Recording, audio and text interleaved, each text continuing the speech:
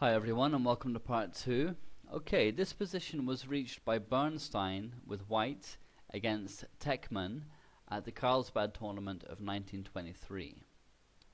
Bernstein played now Queen A3, increasing the pressure on C5 where the isolated pawns are. So Knight E4, now Rook D3, attacking D5, Rook FD8, Rook FD1, Queen E6 to defend. So Knight D2 threatening to win C5, so Queen B6, now Knight F1, Knight F6, Knight G3, Rook AC8, H3, H6, Knight E2, Rook D7, Knight C3, Queen E6 to defend again, Queen A5, now D4. Black was presumably annoyed with the constant threats on the pawns and so decides to replace them with a blockade. ED4, CD4, Knight B5. How does black protect the pawn? Queen F5 is the answer, although Rook C5 was probably even better. So Queen A4, now Rook C1, nice tactical idea. The point is Rook C1, Queen D3. So now Rook C8 check, King H7, Queen C2, Queen takes, Rook takes, D3, Rook D2. The D3 pawn is sickly for sure. Knight E4, Rook D1, Rook B7. This liquidates everything and secures the draw. Knight C3, Knight C3, BC3, Rook B2, Rook D3, Rook A2, and a draw was agreed. The important thing to take from this is that the D4 pawn was indirectly protected throughout the entire sequence. This is one strategy that a player with hanging pawns can utilize in order to clarify the situation when he has the hanging pawns. However, as was also clear, black was under big pressure here, and such a strategy as was used runs the risk of going awry, so it's best to be cautious. Okay, so now we move on to the next section. To end this chapter, there's a few pages of discussion about the bishop pair, which is still instructive even though so much time has passed since my system was originally published. Even in Nimzowicz's time, it was recognized that the bishop pair was a tremendous weapon in the hands of a strong player. As far as how they relate to my system directly, they are neither an element nor a strategy. Rather, they are a weapon that crops up from time to time. Either we're using it ourselves or we're faced with it from our opponents. In particular, in the endgame, the bishop pair can be very strong. Even a lone bishop against a knight is often the better piece, especially if there are still pawns on both sides of the board. Even this position here, where both sides have only one pawn, is a win because of the bishop and its ability here to prevent the advance of the A pawn, whereas the short-legged knight cannot perform the same duty against the H pawn. However, the bishop is not always better. Take a look at this position. Here it's a different story altogether. The position exposes the principal weakness of the bishop. When it's necessary to defend space, it can be helpless, because how can a dark squared bishop defend light squares? The play is easy for black. Something like Knight A5 check, King C3, now King A4 is winning. For example, Bishop F2, Knight C6, Bishop E3, Knight A7, Bishop F2, Knight B5 check, King D3, now King B3. And the knight is going to check from B4 or B2 next, followed by King C4, and the winning of a pawn and further penetration, and after that white's game is just completely untenable. So these two examples of the bishop versus knight endgame can be considered the two extremes between which all other such endgames will fall. The advantage of the bishop is its long range. Its weakness is its limitation to a single colored square. With this in mind, it should be even more evident why the bishop pair should be so strong.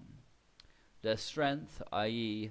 the long-range ability, is doubled, and their weakness is not evident, as the bishops can cover squares of both colors together.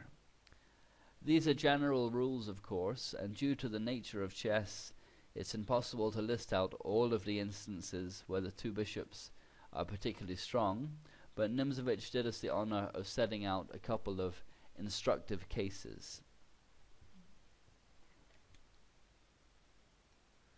The first instance is what Nimzowitsch refers to as Horwitz Bishops, where the bishops operate on neighboring diagonals in order to unite their strength against the opponent's king. It's white to play now. If you want to spot the move, then stop the video now.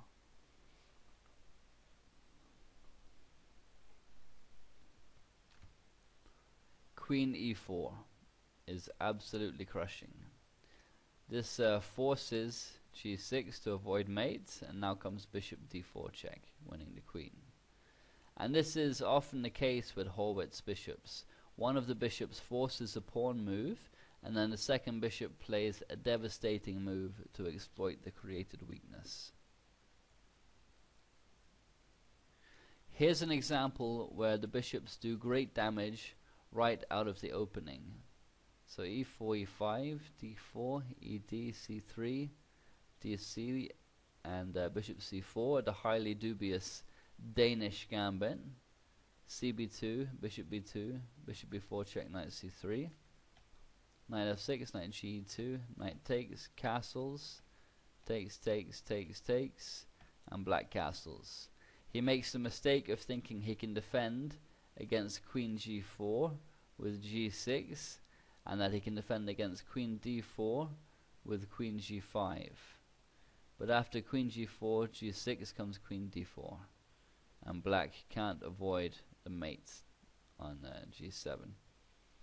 The fact that the bishop c4 is pinning the f7 pawn is a crucial element to the mates, so this is definitely a victory for the bishop pair. Here things are, of course, completely winning for whites, but there are some instructive ideas to note that often cropped up in the strategies of Maroczy, the namesake of the famous bind. Here, white's pressure against a7 will eventually force the pawns onto dark squares. For example, b6, now bishop g5, king f7, bishop d8, and c5. And the thing to note here is that this interesting variation of the Horwitz bishops features no attack on the opposing king, but rather forces this weakening of the black position, which in turn means that the light square bishop has a path smoothed out for itself. White can continue with a4 and then b3, after which the light squares on the queen side, a6, b5, and in particular c4, are opened up as strong outposts for the light squared bishop. Black's pawn majority is stopped in its tracks as a result. The next example is the bishop pair at work with a pawn mass. The idea is not to create a pawn majority, but rather for the pawns to roll forwards under the direction of the bishop pair. Through this advance, it cramps the opponent's knights, and eventually there comes an opportunity for a breakthrough. This position is from a famous game, Richter with white against Tarrasch. I'll just flip the board so we can see it from black's point of view. So c5 is what Tarrasch played. Then came knight g3, h5, now f3. White is trying to defend, but it seems he is doing so with insufficient theoretical knowledge. If the knights do not want to be dominated, then they have to find good squares. Playing instead a4 to prevent b5, and then knight c4 was preferable. So f3. Richter has the idea of getting a knight to e4, but it's not as good as c4. So bishop d7, now rook e2. It seems logical to double on the open file, but this is a case of playing routinely and not paying close enough attention to the particulars of the position. Now comes b5, rook a e1 is no big deal, just bishop f8. So knight ge4, and now rook g8 to protect g5 and allow f5 to kick the knight. So knight b3, now rook c8 to defend c5, of course. So knight ed2, f5. So the knight's not coming back now to e4. Rook e5, now bishop d2, rook 5 e2, rook a8. And now the a pawn is ready to advance, and the queenside initiative can begin. So knight a5, now rook a b8, otherwise knight b7 is going to destroy all of the work that black has put in to hem in the white pieces. So knight a b3, now h4, king h1, rook g6, king g1, now bishop e6.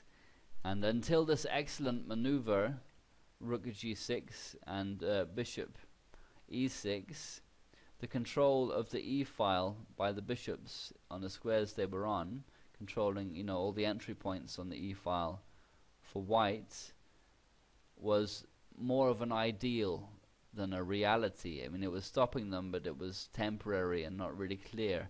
And this move, bishop e6, turns the ideal into a reality, because now there's no physical way they can penetrate on the e-file. The effect here is similar to that which we saw when looking at past pawns, i.e. that restraint has resulted in a blockade of sorts. The bishop on the e-file is blockading the rooks in a sense. On a practical level, this move means black now has the option of moving his king to e7 and to d7, and also he can play a6, rook c8, and bishop b8 to a7, and then c4. So as he gets the bishop to a7 to support d4. And this is the correct strategic plan for for black in this position, to play c4. So rook f2, now rook a8, and Tarrasch forsakes the main plan of playing for c4 and instead aims for a5 again, which he's actually only able to play because his opponent misses a trick that we'll get to in a moment.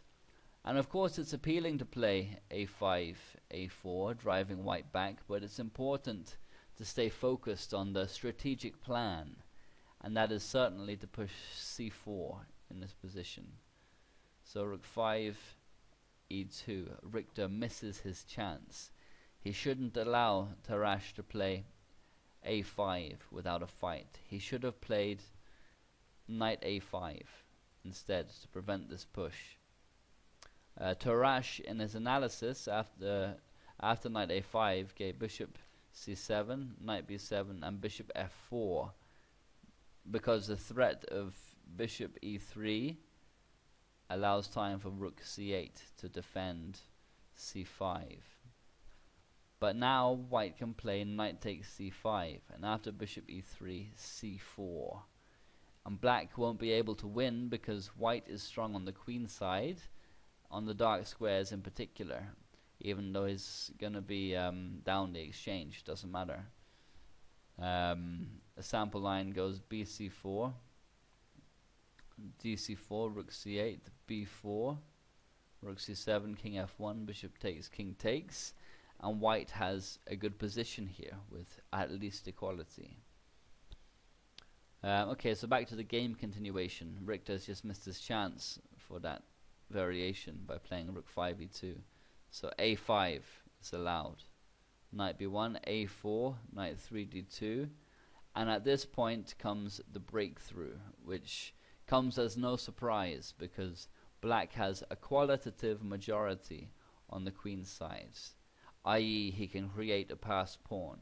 What's more significant though is the terrible square that this knight on b1 has been forced back to, and the huge area of friction that these four pawns are pressurizing on the white position. So now comes c4, knight f1, rook c8, king h1, c3, bc, dc, and white is probably already lost here. So knight e3 and b4, and from here the game plays itself, and Richter resigned 5 moves later. So it's a very instructive display from Tarrasch about how to advance a pawn mass while supporting it with the bishops, and also the way that he dealt with the pressure on the e-file is also very nice and instructive. And this is overall control and grip on the position and the way that the bishops dominated the knights. Very nice play. Okay, so now we'll see an example where it's possible for the bishops to not only cramp the knights but also at the same time fight against a pawn majority. On paper this sounds like a complex and difficult task, but this isn't the case at all. Once some knowledge of restraint and blockading the opponent's pawn complexes has been taken on board, it becomes clear that this is easier than the previous game was. Of course, a successful restraint of a majority automatically brings with it a restraint of the knights themselves. The reason for this is that the pawns that are being blockaded often end up being an obstruction for the knights per se. This was played by Harmonist with white against Tarrasch in Breslau in 1889. Harmonist opened with e4, then came e5, knight f3, knight c6, bishop b5, knight f6, the Berlin defense to the Roy Lopez.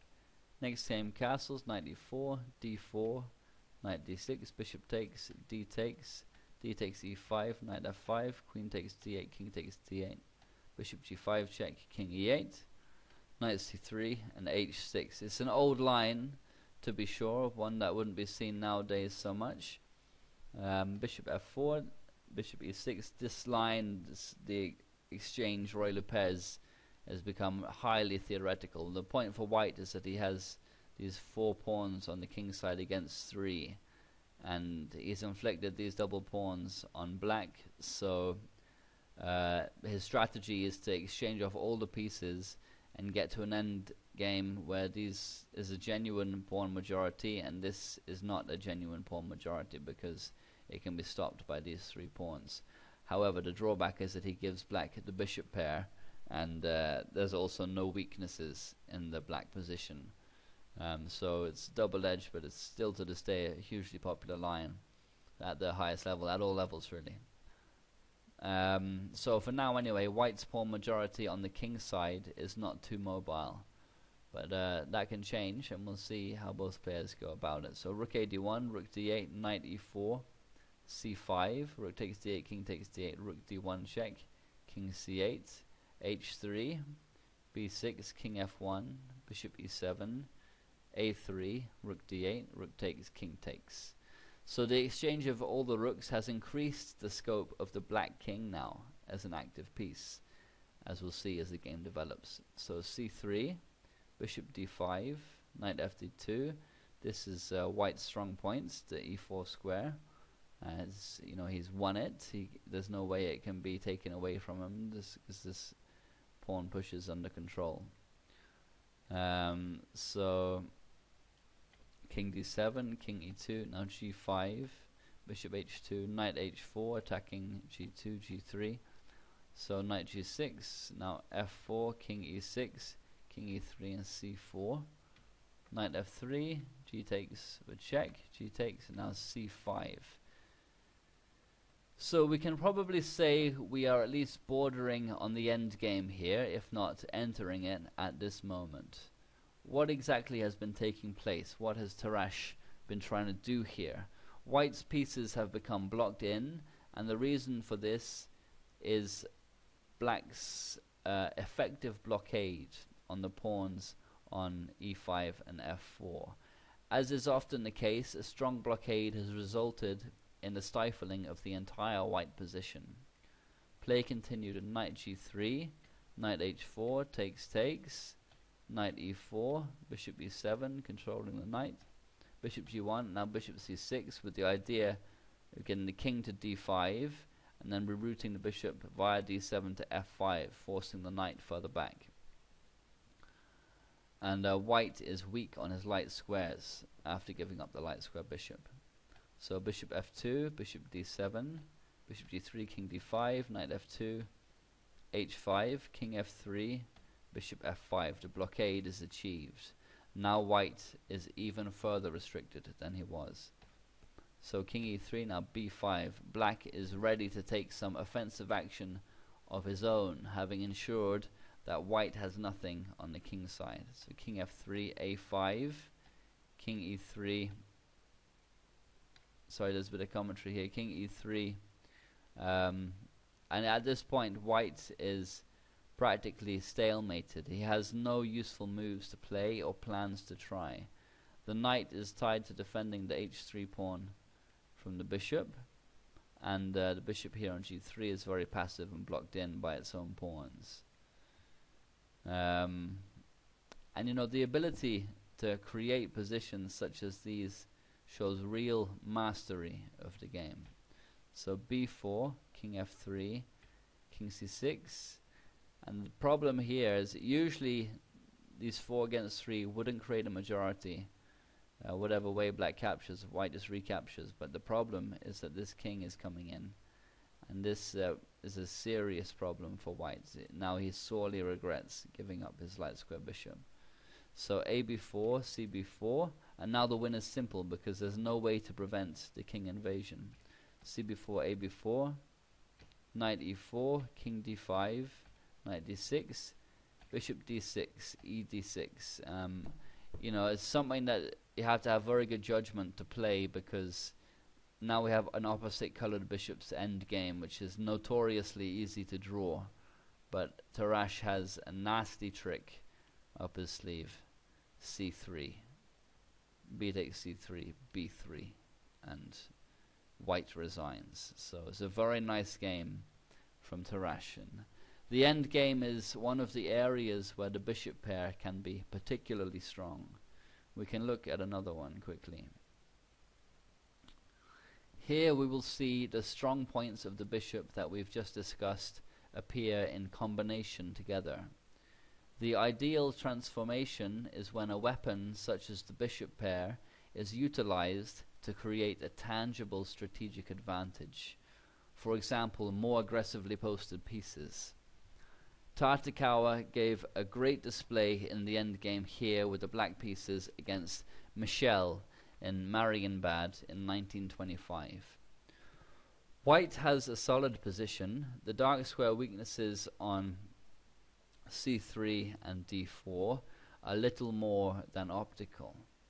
Play continued king g1, so king g7, king f1, bishop c6, knight g1, g5, knight f3 and h5. Both of these pawns advance.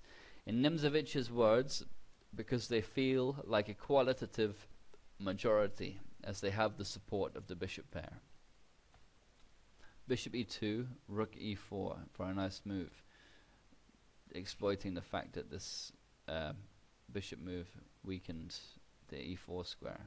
So rook f4, and now, you know, black knows that he's safe on the dark squares, because white doesn't have his dark square bishop, so his rook is safe on dark squares generally. So now the threat is g4, exploiting the pin, and so he plays king e2 to get out of the pin. So g4, hg, hg, knight h2, and g3. A very nice move. Black leaves the plan of hemming in the knight and focuses instead on attacking the weak g2 pawn. Given that losing this pawn would give black a decisive passed pawn, it has huge significance in the position, and white has no option but to tie down pieces to defending it. The strategic advance will quickly become decisive. So knight f3, d4, rook f1, b4, tying down the white pieces but giving up some squares in at the same time. These are moves that club players would probably not consider, but Tartakower was of course a huge talent and he knows what he's doing. So knight d2, rook h4. This makes an attack on g2. So knight f3, and now rook h8, threatening not only to come to h2 later, but also to come to e8 at any moment and penetrate down the e file. So king d2 is the blunder. White was feeling the pressure. In Nimzowicz's words, when there is a shortage of good moves, you can rely on a blunder. So here came a very nice move from Tartakower. If you want to try and spot it, then stop the video now.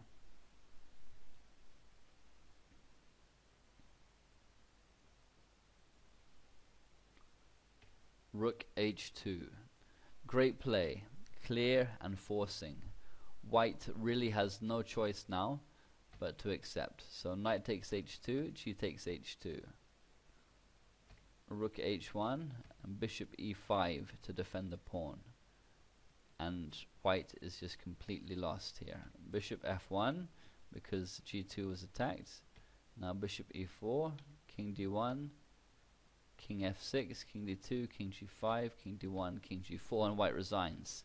The point, of course, is that king g3 is coming and bishop takes g2, after which white is just completely lost. So it was a great endgame from Tartakower. White is the exchange up, but position, of course, is everything here. The rook is doing nothing and can't even move. Neither can the bishop, or simply bishop takes g2 and wins, and the pawn can't move or the rook falls, and there's no movement on this side of the board either. So you know, it was just brilliant and very lucid play from Tartakower. Okay, so we've shown enough now about how strong the bishops can be. For balance, it's important to remember that there are, of course, some positions where they're not as strong. Of course, this is almost always in closed or semi-closed positions where the bishops are ineffective and the knights gain strong squares to occupy. Okay, so we can have a look at one or two more instructive games and then the chapter is done. So this was played by Nimzowitsch with white against Taubenhaus at St. Petersburg in 1913, and a great illustration of an isolated queen's pawn position. Nimzowitsch opened with d4, then came d5, knight f3, knight f6, c4, e6, e3, c5, bishop d3, knight c6, castles, d takes c, bishop takes c4, c takes d4, e takes d4. So now we have the creation of the isolated queen's pawn. So bishop e7, knight c3, castles, bishop e3. Black doesn't want to push too soon, although it's tempting to liquidate the weakness. If he plays d5, knight a5, b3 is the only way to hold the pawn, but now bishop b4, and already it's messy, and white's in trouble, so this obviously has to be avoided. So bishop e3, now b6. And a6 and b5, although tempting to knock back the white pieces, weaken c5 unnecessarily. So queen e2, bishop b7, rook fd1, knight b4, knight e5, rook c8, rook ac1, knight b d5. Black sets up the blockade against the isolated pawn. So how should white continue? Nimzowitsch found a very nice idea here. If you want to try and spot it, then stop the video here.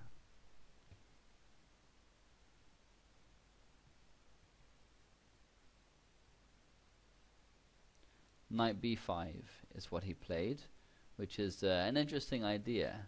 White has a sound center here, so a temporary diversion from the center is okay. On the other hand, playing instead bishop d3 or bishop a6 allows black to create hanging pawns for white with knight takes c3, which he doesn't really want. However, on later analysis, Nimzowitsch decided that this was best. For example, knight takes c3, b takes c3, queen c7, bishop takes, queen takes, and now c4, followed up with a4 and a5 to create weaknesses to attack on the queen side. So knight b5, so a6, and now knight a7. This kind of move you have to be pretty sure about playing, but he's calculated it all properly, of course. So rook a8. If instead rook c7, then bishop takes a6. So rook a8, and now we can jump into the c6 square, and he's winning the bishop pair. So queen d6, knight takes e7, queen takes e7, and now bishop d3. And knight takes e3 from Taubenhaus, which was premature in Nimzowicz's view. Better was a5, followed up with rook f c8, or rook f d8, and then knight d7 to f8. So knight takes e3, f takes e3, now b5, weakening the c5 square forever. Better was simply a5, after which white cannot claim much, at least not immediately. So b5, rook c5, immediately using the weakened square. Rook fc8, rook dc1, g6, a3. And what follows is a great example of play on an open file. White wins space slowly but surely, as is often the case with positional play. So knight e8, b4, knight d6. If instead queen g5, knight takes f7, discovering an attack on the queen. So knight d6, queen f2, now f5 to take the pressure off f7 and to be able to play queen g5. But white gets there first with queen f4. So knight e8. Black is helpless here. He has nothing constructive to do. So bishop e2, knight d6, and bishop f3. And this breaks down black's resistance on the c file because it's taken away the defender of c8. So rook takes c5, d takes c5, and knight e8. Looks like knight e4 is more logical, but now c6. Threatening to win a pawn on e4. Well, it's going to win a pawn on e4. It's going to go into a crushing endgame. If g5, cb7 for a nice move. If pawn takes, then pawn takes with check. And white is up material, so rook f8 is better, and now rook c8. And white wins. So knight e8, rook d1, knight f3, c6. And this c-pawn, which is the fruit of white's queenside positional play, will now decide the game. So bishop c8, c7, rook a7, rook d8 check, king g7, rook takes, black's a piece down, and after knight g6 discovers a second attack on the rook and also attacks the queen. He resigns. A very nice tactical shot to finish the game. As usual, the tactics flow from a position of superiority.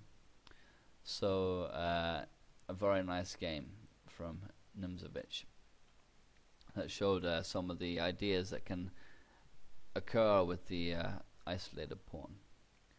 Okay, so we'll have just one more for the road. This was played by the great Rubinstein with white against Zanosko-Borovsky at St. Petersburg in 1909. It's a great illustration of the positional complexities of hanging pawns and how they can be in danger from the very moments they come into existence. In Nimzowicz's words, they have a high mortality rate in comparison to adult hanging pawns, or pawns that have been around a little longer and had the time for defenses to be set up for them. So Rubinstein opened with d4, then came d5, c4, e6, knight c3, knight f6, bishop g5, bishop e7, e3, knight bd7, knight f3, castles, queen c2, b6, cd5, ed5, bishop d3, bishop b7, and now Rubinstein castles long. It's a very aggressive play from him, and the game should now become pretty sharp with the kings on opposite sides. There's going to be pawn storms and piece sacrifices, the kind of norm in such situations. So knight e4, now h4, f5, king b1, and c5. So a move that's easy to play but difficult to recommend, as there are more dynamic ways to approach the situation. For example, rook c8, queen b3, knight takes c3, and then c5 the following move. Looks good. Or also h6 is weakening, but after bishop f4, bishop d6, bishop d6, cd6, it's less solid, you know, but more interesting, more stuff going on. So c5, dc5, and now bc5, creating the hanging pawns. I remember Grandmaster Baburin telling me and my club Cavan one time at a lecture that captures are not compulsory. This is a case in point. bc5 didn't have to be played here. Rook c8 was very interesting. For example, if white accepts the sacrifice, cb6, then knight b6 with good attacking chances, and if black declines with something like knight d4, oh sorry, hold on now,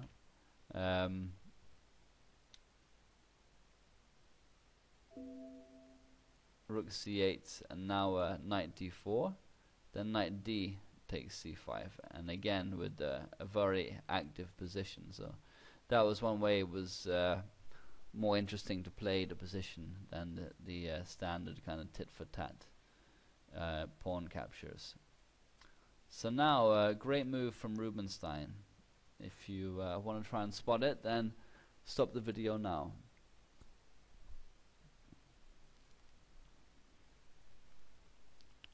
Knight takes e4. It's an unexpected and very strong move.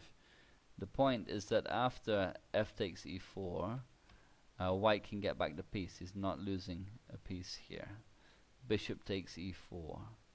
D takes e4, queen b3 check. He's picking up the loose bishop and has massive pressure on the knight, so it doesn't matter that he's dropping a piece or two along the way. King h8, queen b7, e takes f3, rook d7, and suddenly white has a huge position. Queen e8, rook takes e7, it's obviously crushing. Queen g6 check, king a1, rook a b8. The tactical rampage from Rubinstein has won not only the hanging pawns but also a bishop, and there's nothing to fear in the black counterplay here. Queen e4, queen e4, rook e4, fg2, rook g1, rook f2. For a moment it looks scary, but Rubinstein has seen this long before. Rook f4 is the move now. Rook c2, rook b takes b2, loses to rook f8 check, rook takes f8, king takes b2 and wins. So rook c2, b3, h6, bishop e7, rook e8, king b1, rook e2, bishop c5, rook d8, bishop d4, rook c8 and rook g4. And black resigns because this is picking up another pawn. The attack on g7 means that g2, his final bastion of hope, cannot now be saved. So it was a real swashbuckling game from Rubinstein, an instructive example of how to decimate hanging pawns and indeed your opponent's entire position when given the chance. Okay, so that's the end of the chapter on the isolated queen's pawn and its descendants. I hope you enjoyed it and found it instructive. Next we will be moving on to the topic of overprotection, another of Nimzowicz's many additions to the game, and we'll also explore the idea of weak pawns a little further.